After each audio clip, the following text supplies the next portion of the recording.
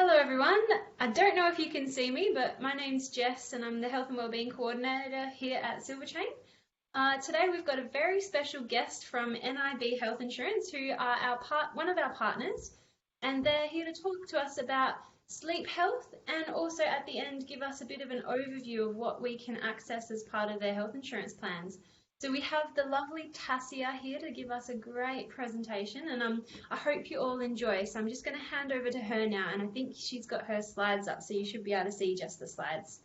Thank you very much, Tass. Thank you, Jess. Hi, everyone. Thank you for joining us this afternoon. As Jess said, we're going to revisit sleep health. Sleep is one of the important pillars of good health and vitality.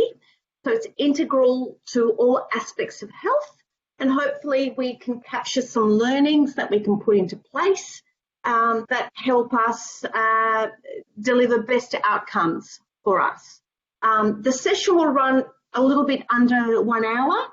Please take the opportunity to questions along the way. Feel free to ask me to stop if you want more clarification. I welcome that. And we might get started. So welcome. All righty, just a brief overview of today's session. What we're going to grow our understanding of sleep and why it's important. We're going to visit also the challenges of poor sleep and how it impacts our health. We're then going to proceed to what are some lifestyle strategies we can put into place to strengthen our sleep. And lastly, we're going to look at where we can seek support if these lifestyle strategies aren't effective. So before we go down that path, I think it's a really great time to visit some myths around sleep. So let's launch with this one. So it says the brain shuts down and is inactive during sleep. What are your thoughts on that? Do we agree with that statement? No, I think we are still aware it doesn't shut down. Absolutely. To be honest. Yeah. The brain actually works, it's very busy while we're asleep. I mean, among other things, it's processing information and on what's happened during the day. And during the night, it cements our long-term memory. So it's a vital part of the learning and it's working overtime. All right, what about this one? Daytime naps don't help and actually waste time. What are our thoughts on that one? Love naps. Love naps?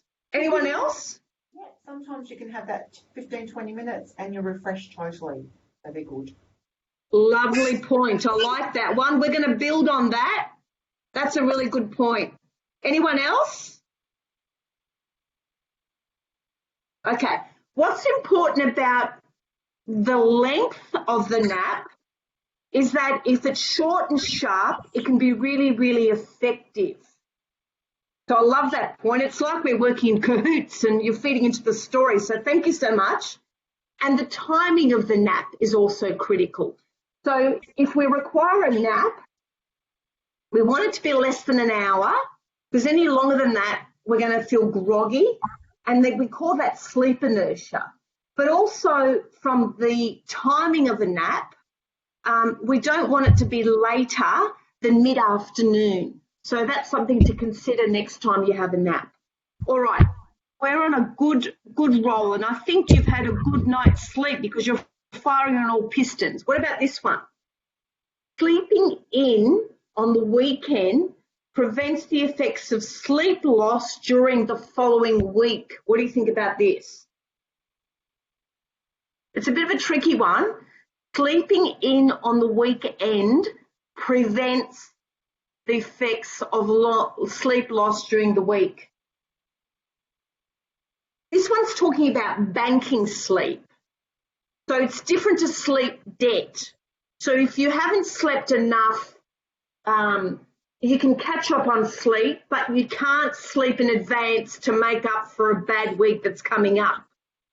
So that's the messaging around there. There's no such thing as sleep banking.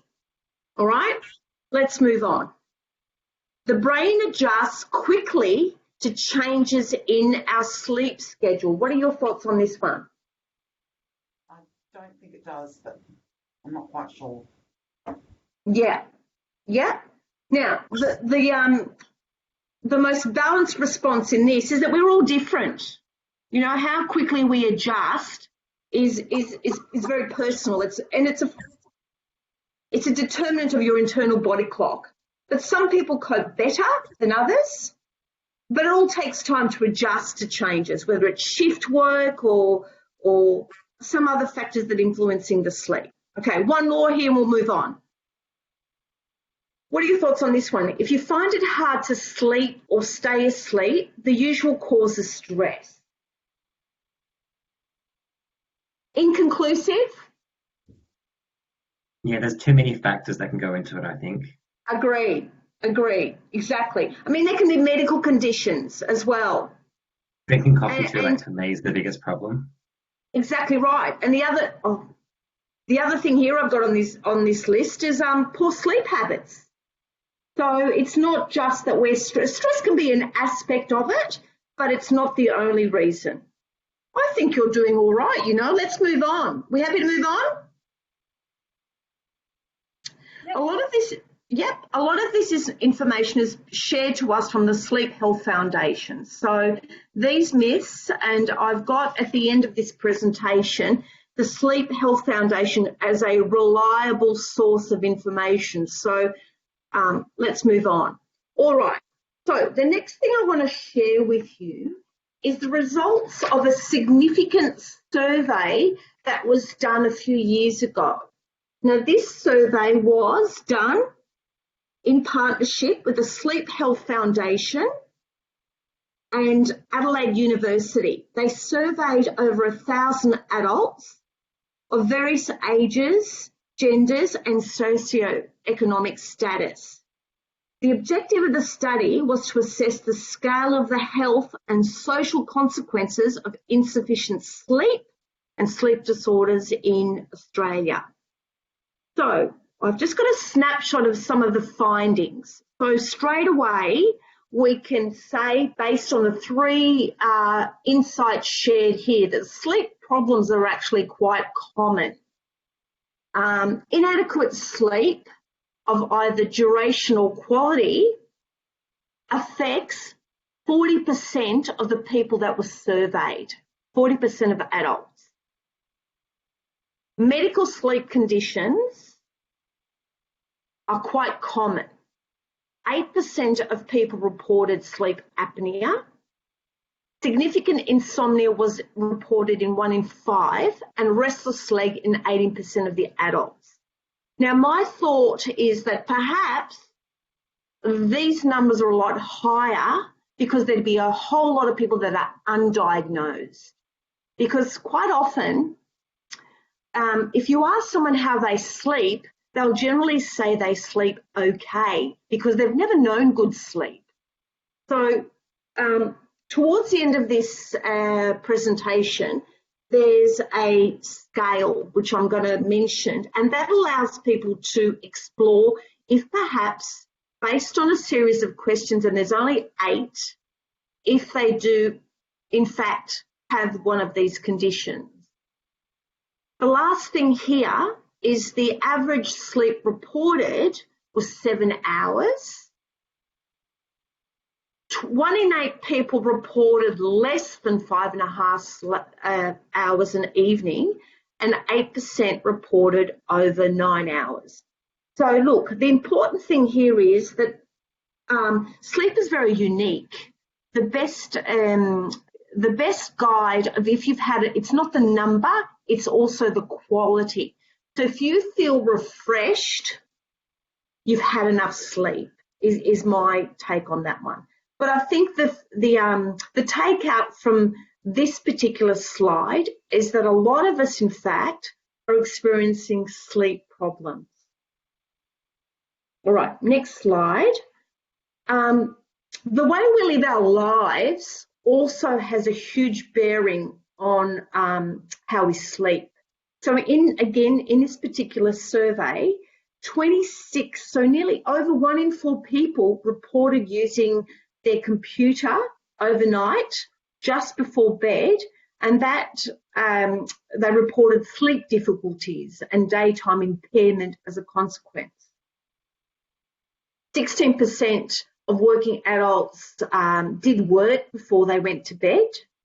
And I think the timing, and we'll build on this. I just want us to remember some of these facts, because we're going to do a deeper dive into the impact of this kind of lifestyle living and how it impacts our sleep later on.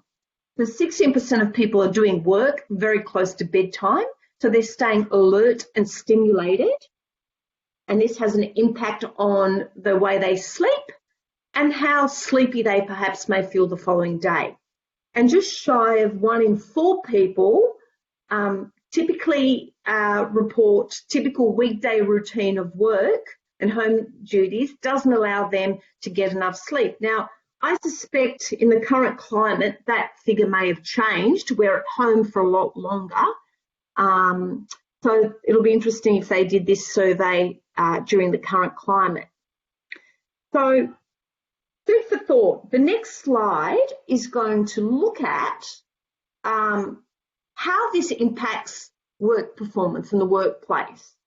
So again, these figures are based on the 1,000 or so respondents to this survey, and they reported 17% of respondents reported having missed work because they were sleepy, and 17% had also fallen asleep on the job.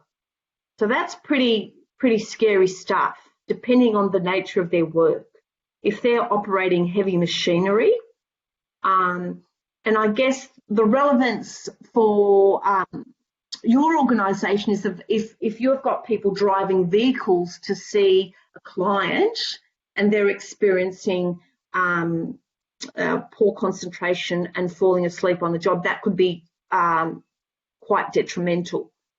So also in the past 3 months, when this survey was taken, of course, shy of 1/3 of adults reported making errors at work due to sleepiness and sleep problems. So the question I have to you guys, what would the ramifications of an error, how would that impact? I want you to think about how would that impact yourself or one of your clients that you care for. So something to think about. The last thing there we want to highlight, people with sleep problems are significantly more likely to report decreased work productivity. So that's a self-reported measure. It's all doom and gloom so far, unfortunately, isn't it? But I think it's really important to paint the picture before we start looking at solutions. Any questions or comments so far?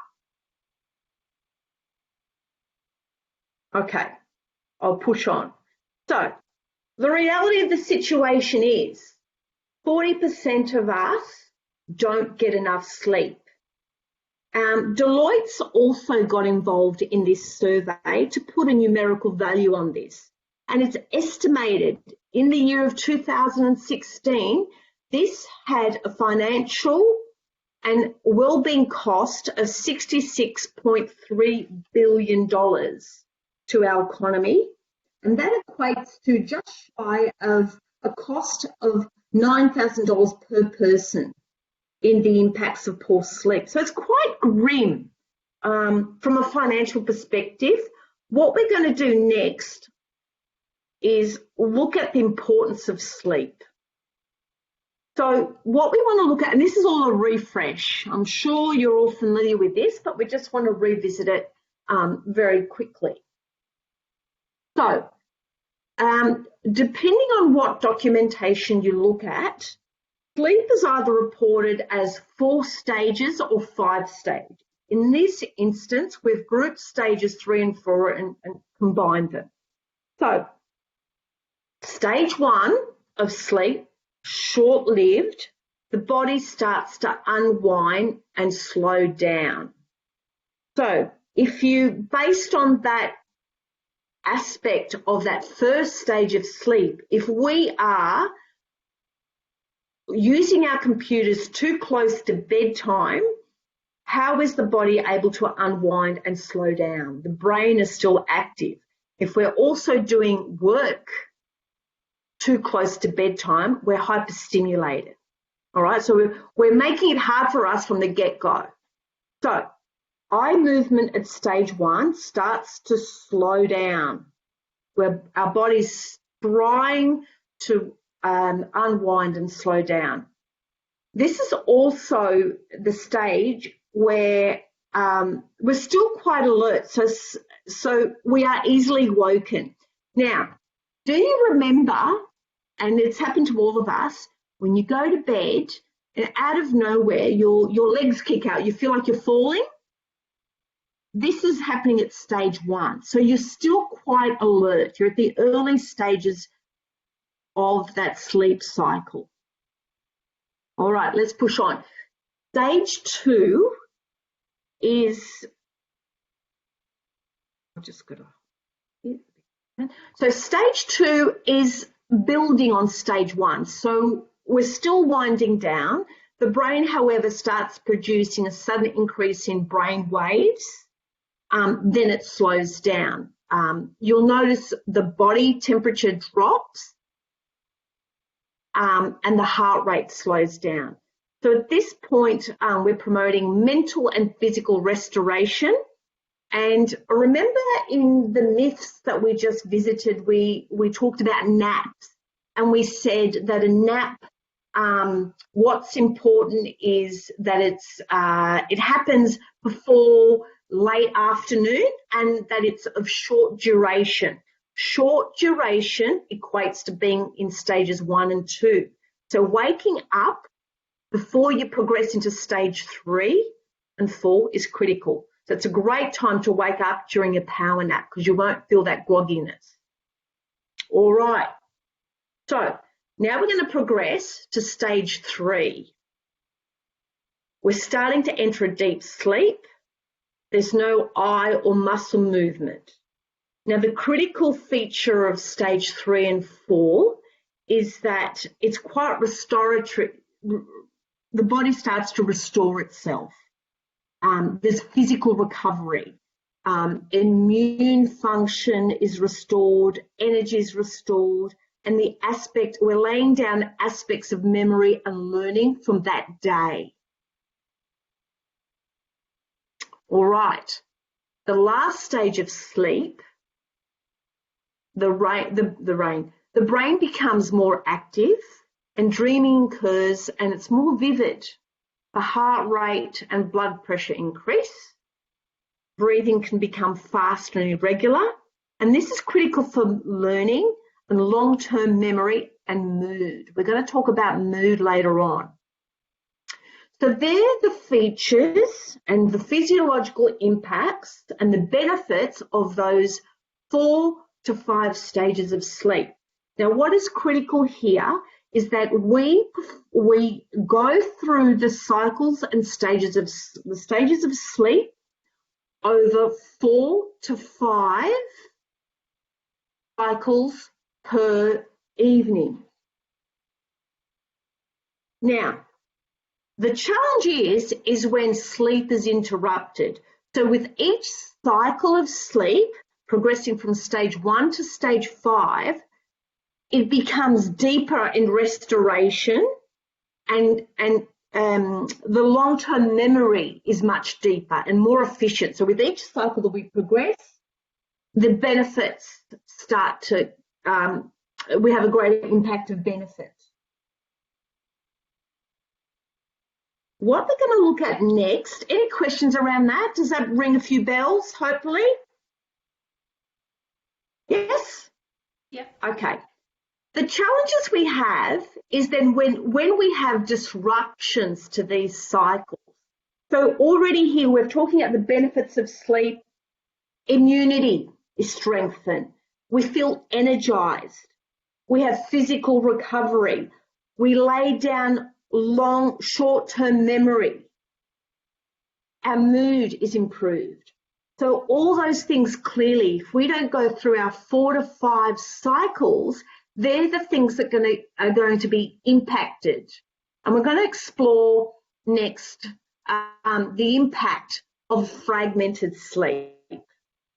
So when those sleep cycles don't progress in a normal fashion, we don't go through the normal cycles of sleep. So fragmented sleep results in less time spent in deep sleep and REM sleep. And that's where we're laying down all the learning. And it's restorative and it's good for our mood. So this is where the compromises happen. People whose sleep is fragmented spend more time in the lighter stages of sleep. And because that's a light sleep, you're more likely to feel disturbed and awaken.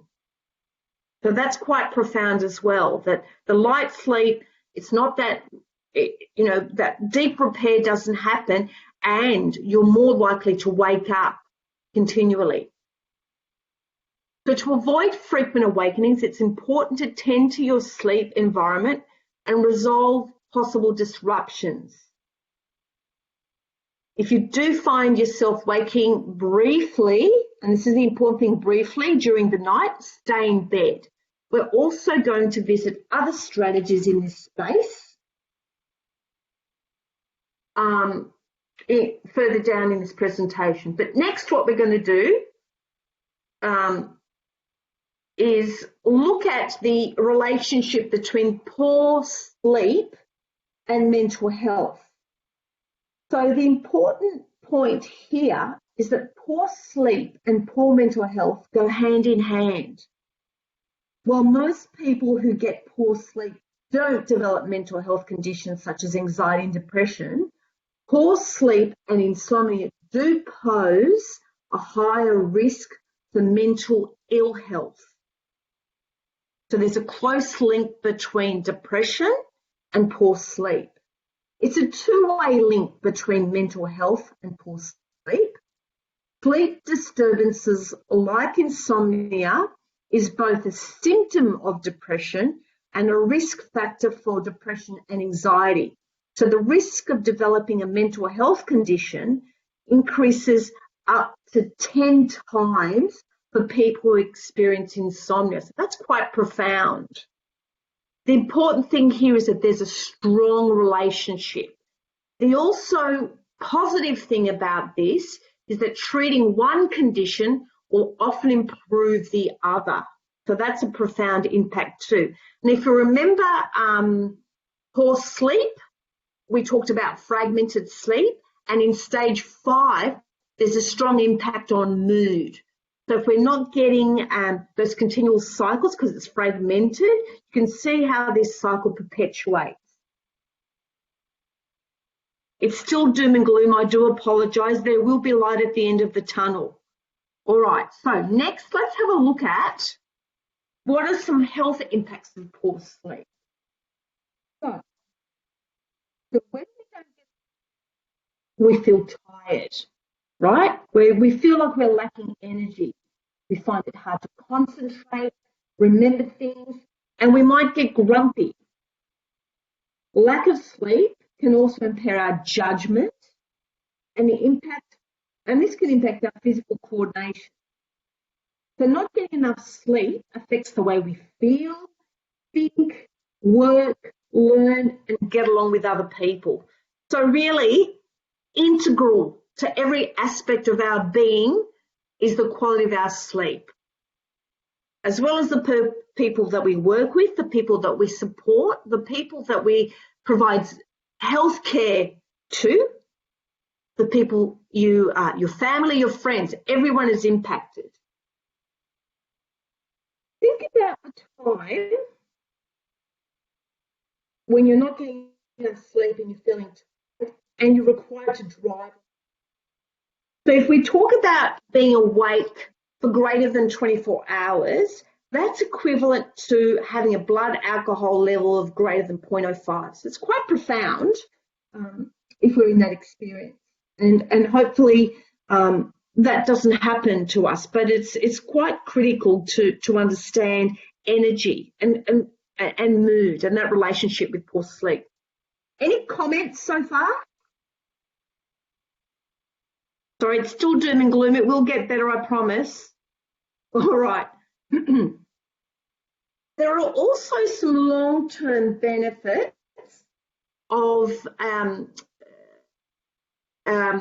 sleep deficiency and how that's associated with stress and how this increases the impact of certain conditions. Let's have a look at the long-term relationship of poor sleep and stress and how it increases the risk of certain conditions. So long-term sleep deprivation can evoke a stress response. So this is what we'll experience is increased cortisol, and this can trigger increased heart rate, increased blood pressure. And think about the impact this can have on heart disease. Poor sleep also leads to an increase in production of the secretion of insulin. Insulin regulates glucose, and if this process is compromised, it also promotes fat storage. All right, so having too much insulin in the bloodstream can also lead to diabetes. Now, people who habitually sleep less than 6 hours per night are much more likely to have a higher than average BMI. Now, I'm not a huge fan of BMI as a physiology of obesity, but a waist measurement certainly is. So for women, a waist measurement greater than 80 centimetres from the belly button is increased risk of obesity, and for men, that measurement is over 94 centimetres. So insufficient sleep is also associated with a lower risk of leptin. Now, leptin's the hormone that alerts the brain that it's had enough food. So if we're not sleeping well and it's triggering a stress response, and that leads to decreased leptin, which means we don't trigger that we've eaten enough, we keep eating. As well as that, there's also a higher level of ghrelin, and that's a biochemical that stimulates the appetite. So as well as the brain not being able to tell us we've had enough, because we've got low levels of leptin, we've also got too much ghrelin in the system telling us that you're still hungry, you've got an increased appetite. So there we get the obesity. It's not pretty, is it? All right, so linked to heart disease, we've also got stroke. If we're stressed, there may be a link to depression and anxiety. Immunity is one of the systems that in the stress fight or flight response that is switched off. So our ability to fight off some cancers with our immunity are compromised. And Alzheimer's disease also has a lifestyle element to it. So these are some of the conditions that there's a link to with poor sleep. That's what we'll leave that with that there. All right.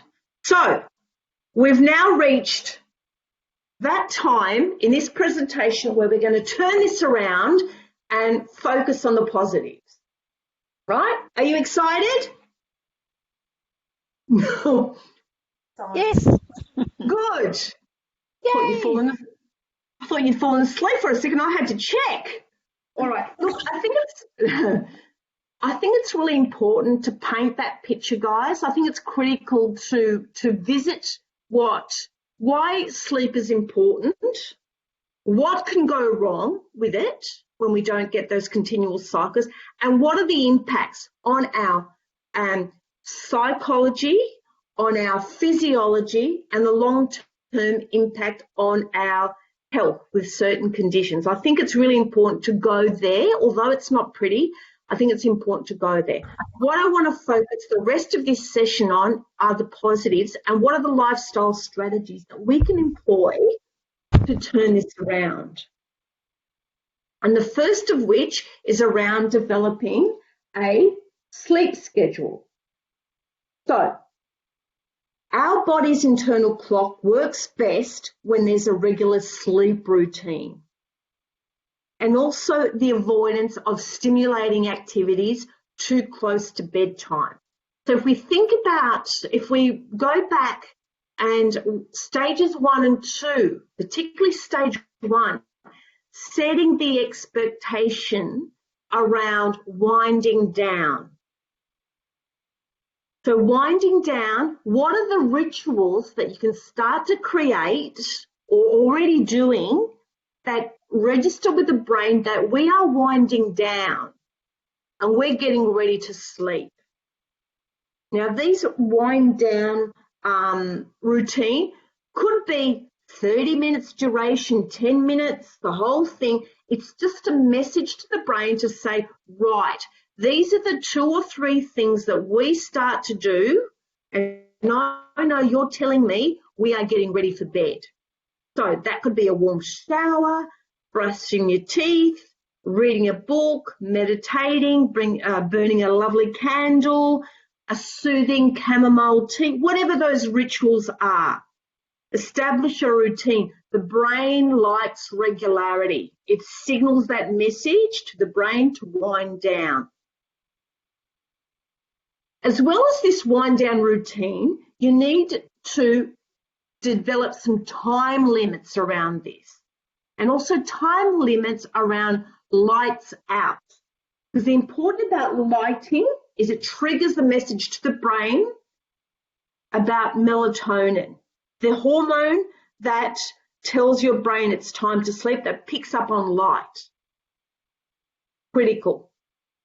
The other comment here I've got is around if you're having trouble with winding down and there are thoughts involved that are buzzing around your head, write it out of your mind. Have a little journal by your bed and dump those thoughts. You know, usually this is the time, certainly for me, the shower is a time where I feel very alone with my thoughts, and this is where I come up with my best ideas for work. I don't know if you have that experience yourself. You know, you problem solve in the shower because you're totally on your own. And that's all fine and well, but you want to dump those thoughts on paper in a journal so they are removed. So you're not thinking about them while you're trying to sleep. That's kind of something that's going to keep you awake. So have a book. If you find that you can't shut off those thoughts in the evening, maybe create a ritual where you have a notebook by your bed and jot down those few thoughts or some ideas that you've come about during that shower or that wind down routine. The last thing I want to mention here is the 20-minute rule. So if you've been in bed for 20 minutes but haven't been able to settle and sleep, get up and do something in dim lights that try to make you feel tired again. Repeat this. Don't stay in bed for long periods of time, because it creates the association that I can't fall asleep and this is going to happen.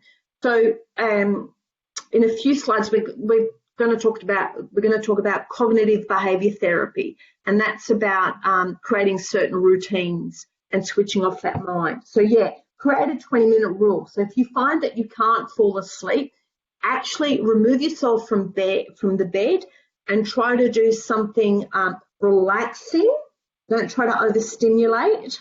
Maybe read a book, a little bit of a book again. Maybe have a warm milk. We'll talk about nutrition in a minute and what the benefits of a warm milk may have. All right.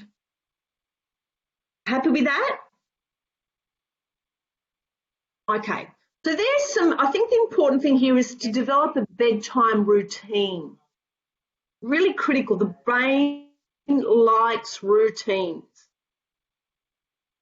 And these routines are all about avoiding stimulation, winding down. Okay, we're going to progress to the bedroom environment. The bedroom is a place for retreat, rest, and rejuvenation. So in order to produce melatonin, we need to dim the lights. So if you have, if you're outside the bedroom 2 hours prior to going to bed, if you have capacity to dim the lights, it's great to start winding down that process. So dimming the lights will start to send that message to the brain to optimize melatonin production.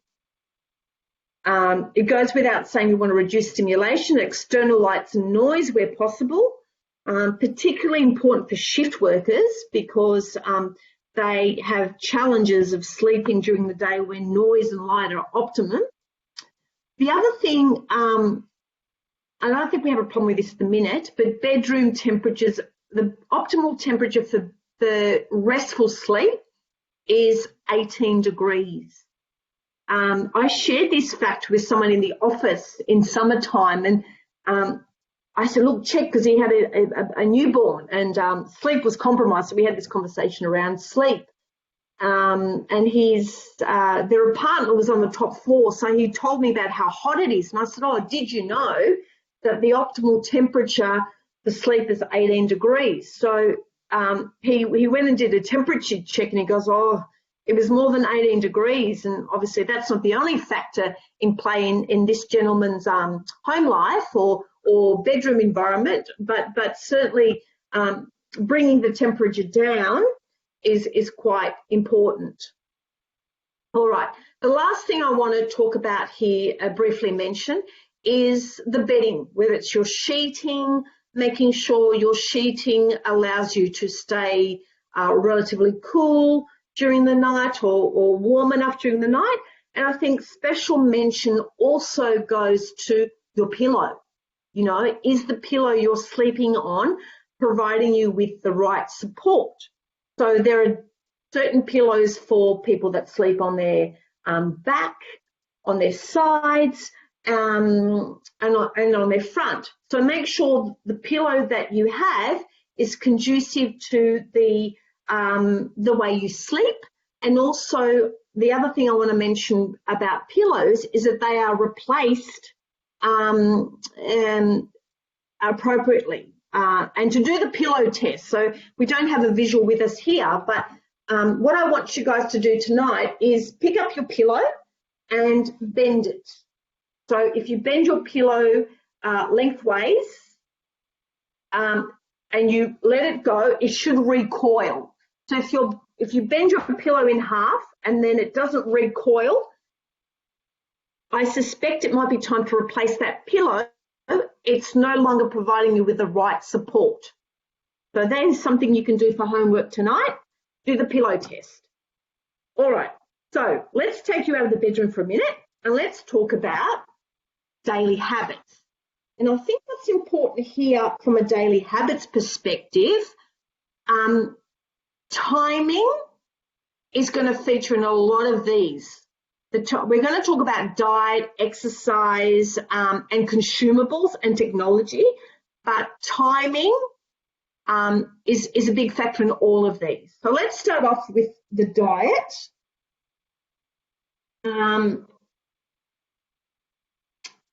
The timing of meals is really important. Some people like having a snack before bed, and as long as it's nutrition and easy to digest, there's nothing wrong with that.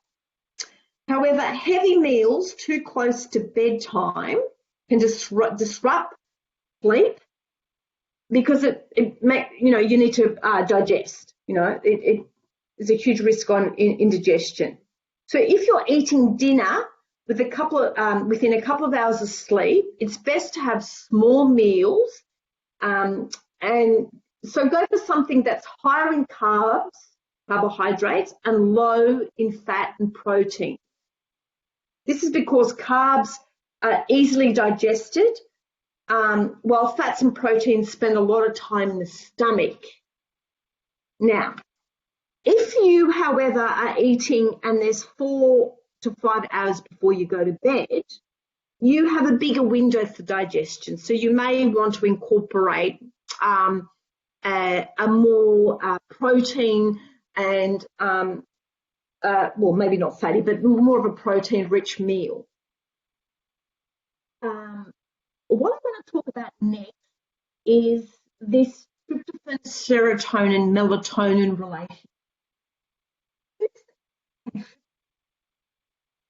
Seem to help us sleep a little bit better.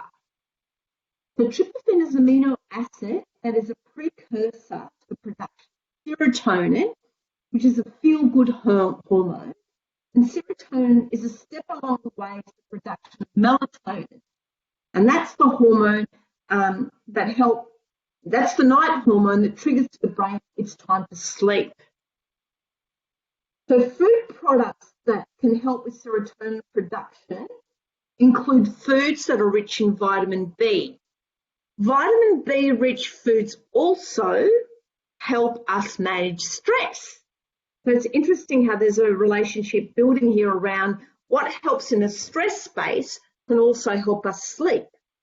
So vitamin B rich foods include things like brown rice, chicken, corn, eggs, green leafy veggies, legumes, meat, nuts and peas, and there are a lot of them.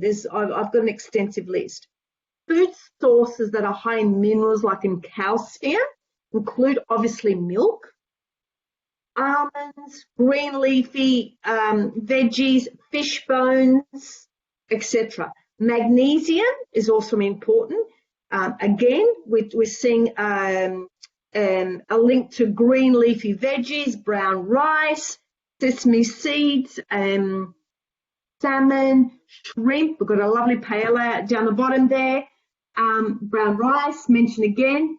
And tryptophan, some foods that are rich in tryptophan: turkey, soy foods, peanuts, almonds, and of course, warmed milk. So if someone's not sleeping well, you hear stories about maybe jump out of bed and have a warm glass of milk. The warm, the slight heat of warm milk releases the tryptophan. So there's no accident in that. Now, there aren't too many foods that are actually rich in melatonin, but there is one, and they're coming into season. I think they're still in season. Anyone hazard a guess to what this food is and they're quite yummy, I think so, that are, actually do contain melatonin? Anyone got a guess? Okay. Cherries. Cherries are one of those foods that are rich in melatonin. So it's a good excuse to grab some cherries and have a nibble before bed.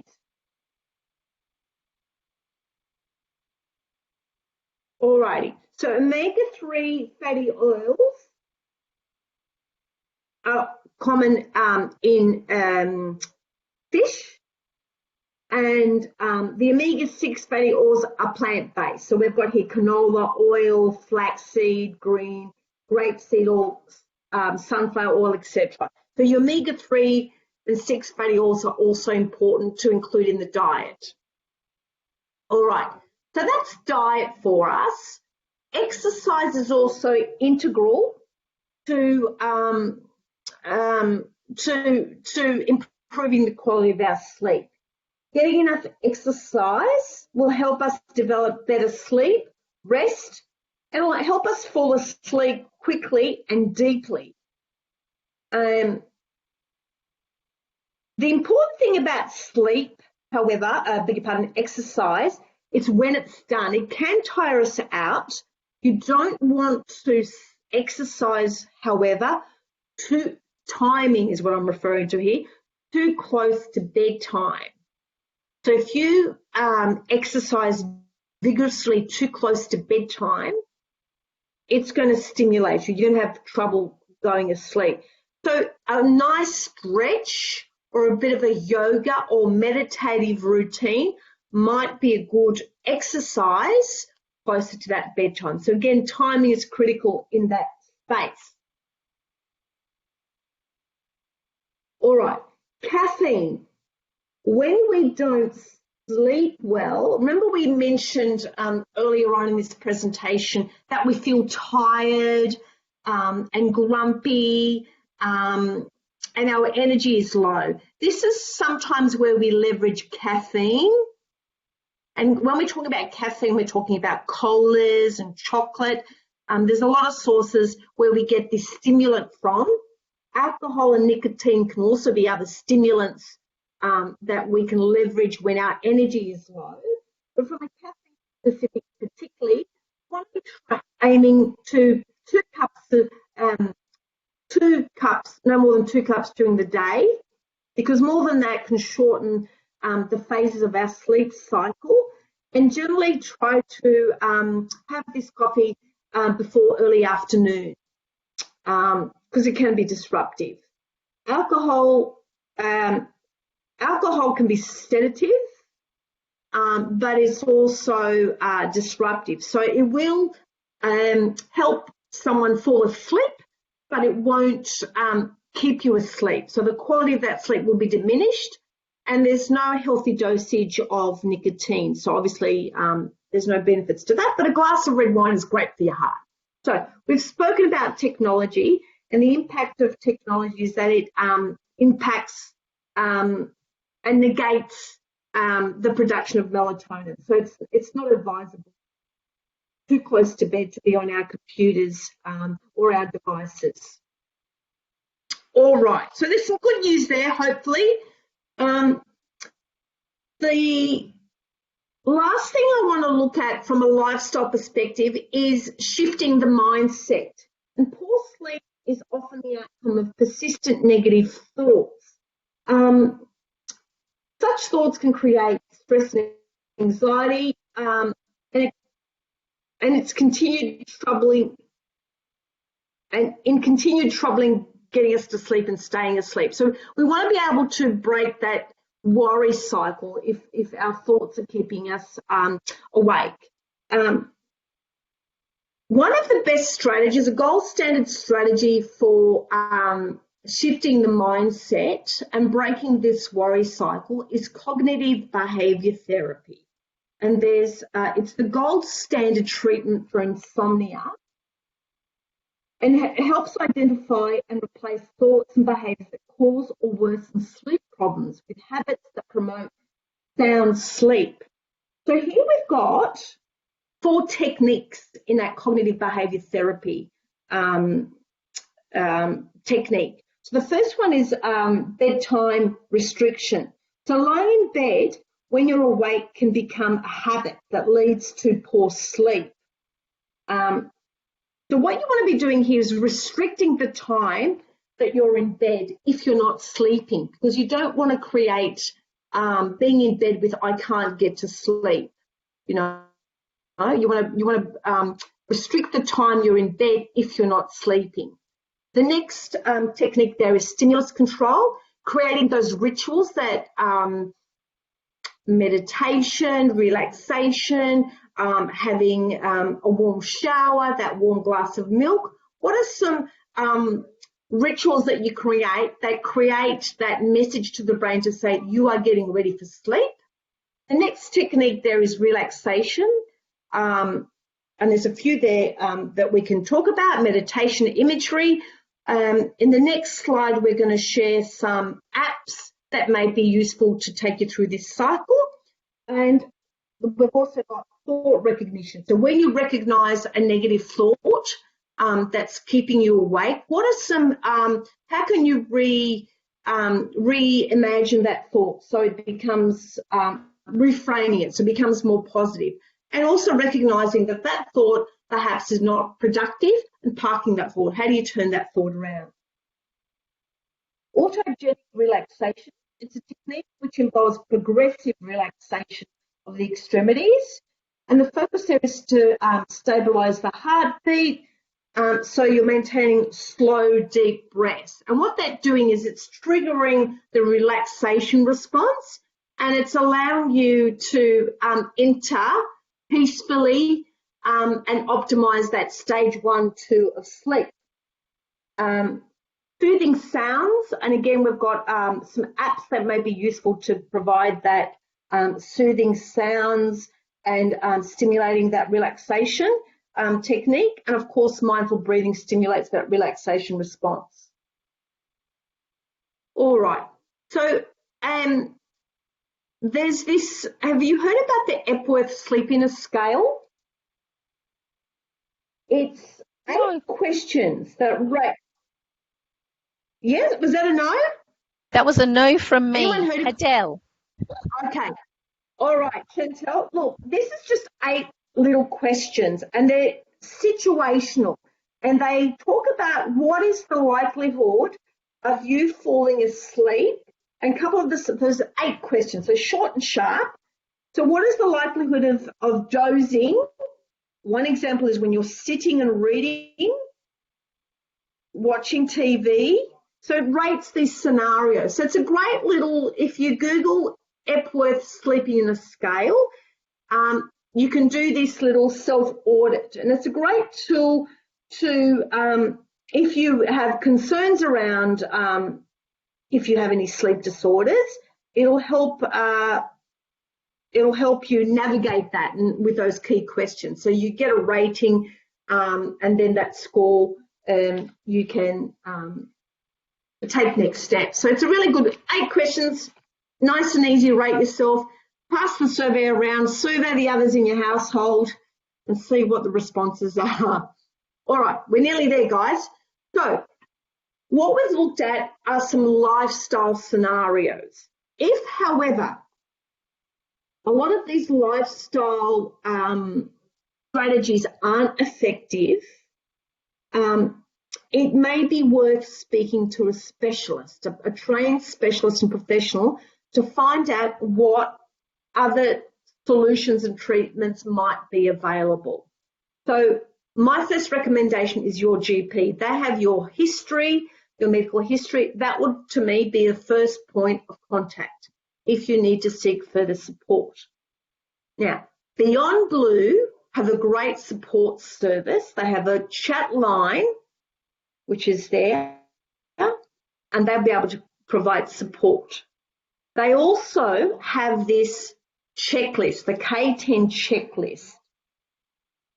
And this is a simple checklist which aims to measure whether you may have been affected by depression or anxiety during the past 4 weeks. You think about all the challenges that we've experienced the last few months. So this checklist is a nice way, if there are thoughts that are keeping you or someone you care about awake, doing this checklist is a nice way to get some more clarity around this. So the higher the score with this checklist, the more likely you are to be experiencing depression and anxiety. Now, the answers and results are completely confidential, and they're not stored. So after taking the test, you can get a printout of the results, and you are at liberty to share that with your GP if you choose to. Again, the questions in this survey relate to how you've felt over the last 4 weeks. So if you think anyone might need this, the K10 is a great little checklist, and you can see that at Beyond Blue. A lot of this content we have shared has come from the Sleep Health Foundation. So I've got the website there for you. They have a plethora of information, specific fact sheets around scenarios, lifestyle conditions, and specific information that feeds into that. So I do encourage you to visit the Sleep Health Foundation to get that information. From a work perspective, the cognitive behaviour therapy, if you need some, or you or anyone in your team or your workplace, a colleague needs any support, your employee assistance program has the capacity to support you with the cognitive behaviour strategies. So that any tips and tricks that team can provide you is worth leveraging. Lastly, I want to briefly mention some apps that you may find useful. these three apps continually feature as the top useful apps for sleep. The Calm one is marketed as a sleep, meditation and relaxation app. Headspace is a meditation app, and it's also used, also available for good sleep. The Breathe app was co-founded by a mindfulness coach and features over 1,000 guided meditations, including programs such as meditation for better sleep and meditations for insomnia. So they're three that we recommend. They're free, just the basic version of free. So it's a great little resource to leverage to seek support if the lifestyle strategies aren't effective. Any questions around that?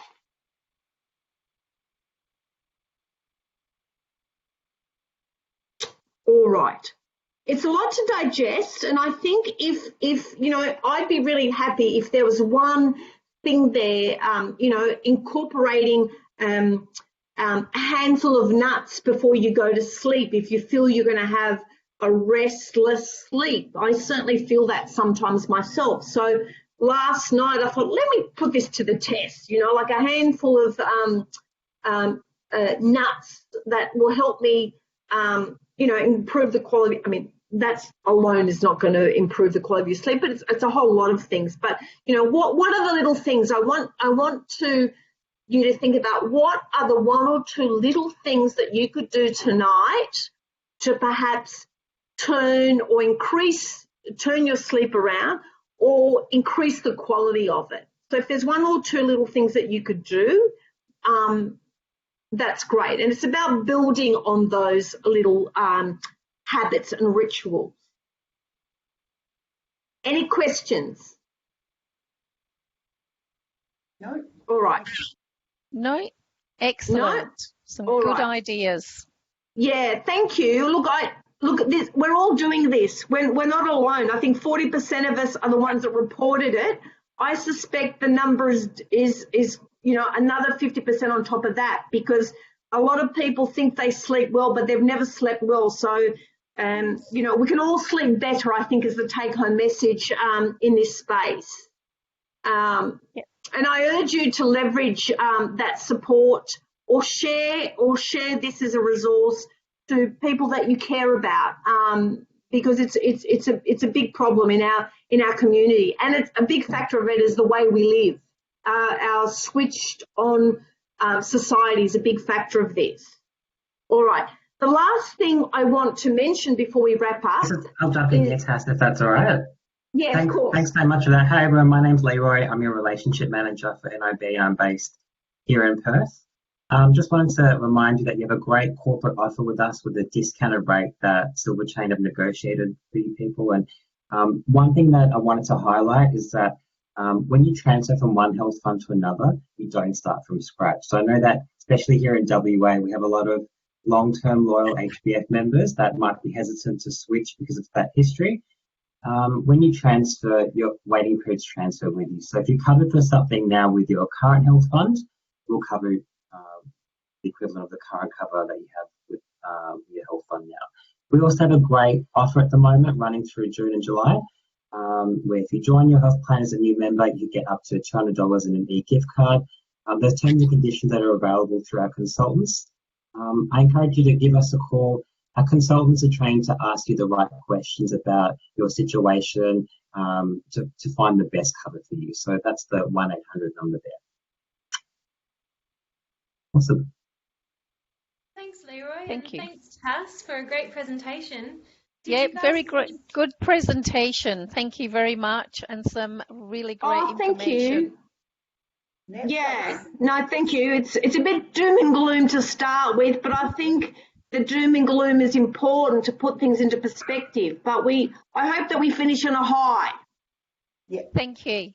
Thank you very Yes, much. I thank know I'll be you. drinking milk Well, before I'm bed. Sorry, Claire. That's all right. I just said I'll have a glass of milk tonight and not my cup of coffee. Oh, I love it. And please let Jess know if your sleep is better, because then Jess can let us know that she's had a better quality sleep. Right. Thank you. Thanks. I really enjoyed it, Tasia. Thank you, guys. Pleasure. Thank you so much. Well,